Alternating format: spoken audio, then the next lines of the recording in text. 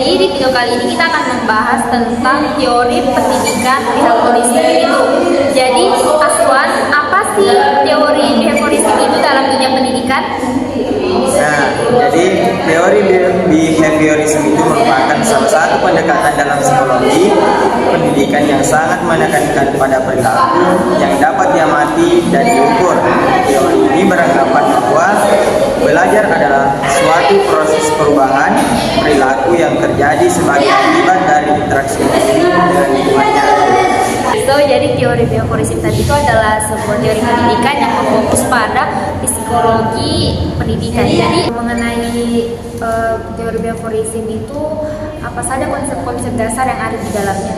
Nah, jadi konsep dasar pada teori behaviorism itu ada 3, yaitu yang pertama stimulus respons. Belajar terjadi ketika individu memberikan respons terhadap suatu stimulus. Stimulus bisa berupa apapun, mulai dari suara, gambar, hingga tindakan. Nah, respons adalah reaksi individu terhadap stimulus tersebut. Nah, contohnya seorang anak mendapatkan pujian setelah mengerjakan tugas dengan baik, akan cenderung mengulangi perilaku tersebut. Nah, itu ada penguatan. Penguatan adalah segala sesuatu yang dapat meningkatkan kemungkinan terjadinya suatu perilaku. Penguatan dapat berupa pujian, hadiah, atau bahkan penghindaran dari sesuatu yang tidak menyenangkan. Contoh, seorang siswa mendapatkan nilai bagus seorang siswa yang mendapatkan nilai bagus akan lebih termotivasi untuk belajar. Nah, yang terakhir itu ada hukum efek. Hukum efek menyatakan bahwa perilaku yang diikuti oleh hasil yang menyenangkan cenderung diulangi, sedangkan perilaku yang diikuti oleh hasil yang tidak menyenangkan cenderung dihindari.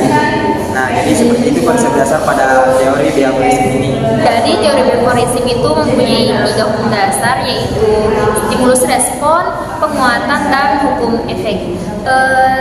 Bagaimana soal kelebihan dan kekurangan dalam teori behaviorism ini? Nah, jadi kelebihan pertama itu saya akan menjelaskan kelebihannya terlebih dahulu.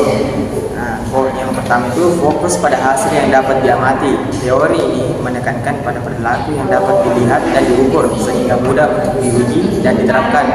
Yang kedua, metode pembelajaran yang terstruktur.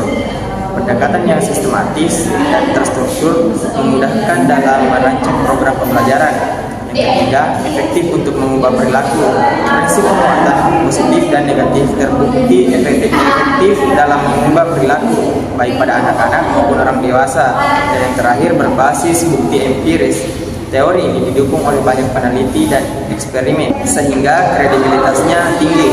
Nah, adapun kekurangan dari teori behaviorism ini, yaitu yang pertama, tidak memperhitungkan faktor internal. Teori ini cenderung mengabaikan faktor internal seperti motivasi, emosi, dan kognitif yang juga mempengaruhi perilaku.